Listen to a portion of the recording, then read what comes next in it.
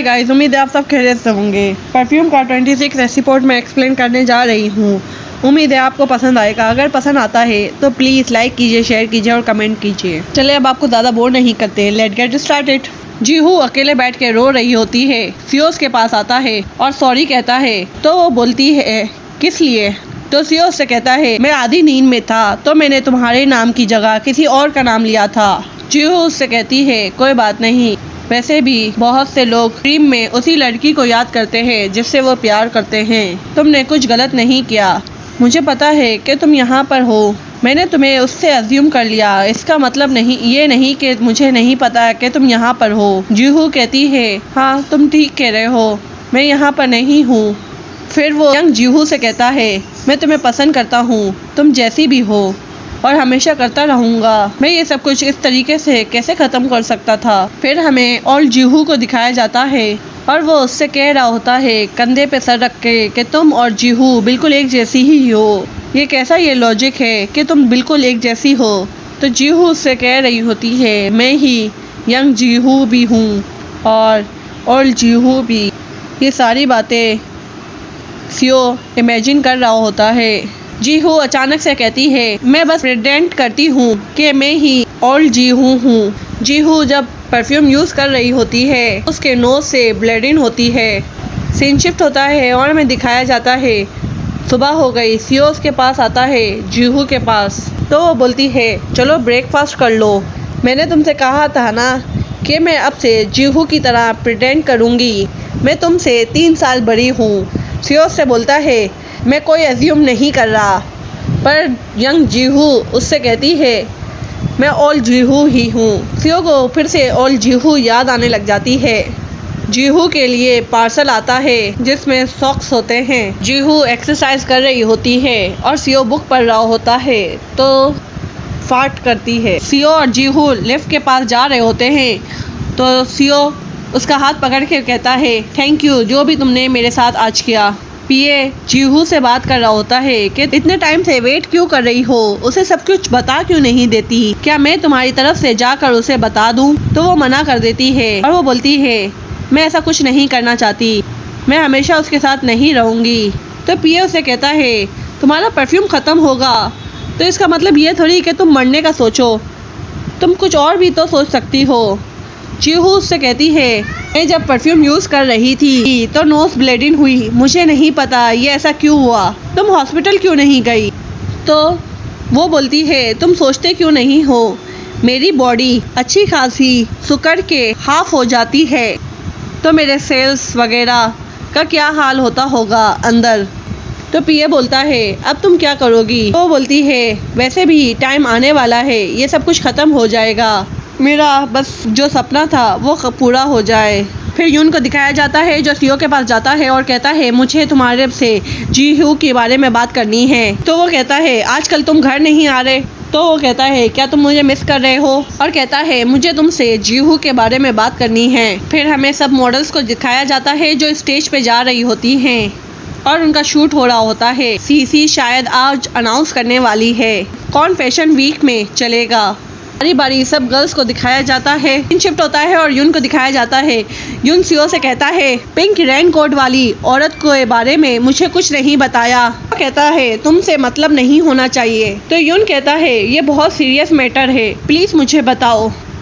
सियो से कहता है मैं बहुत टाइम पहले उसके साथ था, बहुत क्लोज। तुम उस लेडी को जानते हो? यून उससे कहता है तुम्हें क्या लगता है कि जीहू और यंग जीहू और ओल्ड जीहू दोनों एक जैसी हैं? सियो कहता है हाँ वो दोनों एक जैसी हैं। तो यून कहता है मुझे पता था। तो सियो कहता है तुम्हें क्या पता था? यून कहता है कुछ नहीं। तो वो बोलता है सच्ची सच्ची बताओ और ये फेक ड्रामा ख़त्म करो तुम्हारा और उसके गर्लफ्रेंड का। फिर हमें दिखाया जाता है 4 लड़कियाँ सिलेक्ट होती हैं, 5 लड़कियाँ डेंजर जोन में होती है जिसमें जीहू का भी नाम होता है।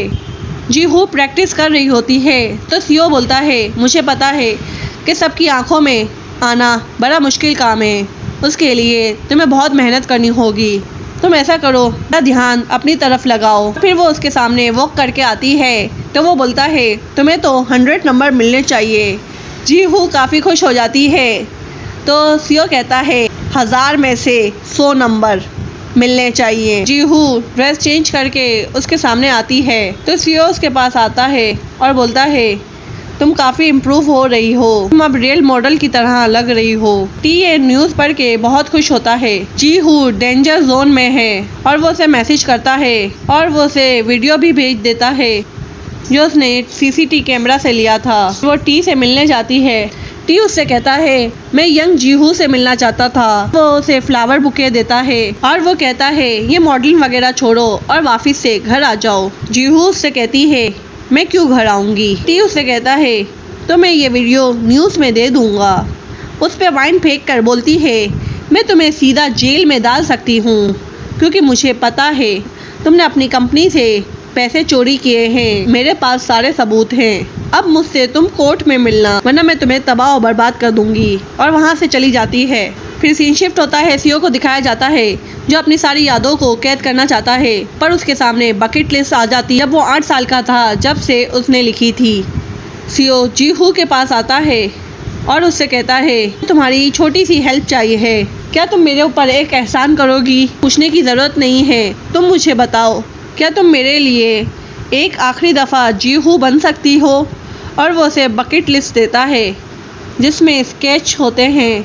जीहू सीओ के साथ वॉक पे जाती है। सीओ आता था स्कूल जाते हुए जीहू उसके साथ हो। फिर वो बच्चों की तरह झूले में एंजॉय करते हैं। यहाँ पर जीहू गिरने वाली होती है तो सीओ से पकड़ लेता है जहाँ पर बच्चे उनकी पिक्स लेते हैं और उनका मजाक उड़ा रहे होते हैं। तो सीओ उसे अपनी गोदी में उठाकर भागने लग जाता है। तो जीहू उससे कहती है तुम तो अभी भी बच्चे हो। तो उसे बचपन का सीन याद आ जाता है। जीहू भी उसे बच्चा कहती थी। तो सीओ उससे कहता है तुमने मुझे बच्चा क्यों कहा? तो वो कहती है अभी हम बच्चों की तरह ही तो हरकतें कर रहे हैं। तो सीओ से बताता है जीहू भी उसे बच्चा कहती थी। फिर हमें दिखाया जाता है सीओ अपनी जान लेने की भी कोशिश की थी अखरोट खाकर क्योंकि उसे उससे एलर्जी है। फिर उसने जीहू को देख लिया था यानी उसने दूसरी दफ़ा उसकी जान बचाई थी।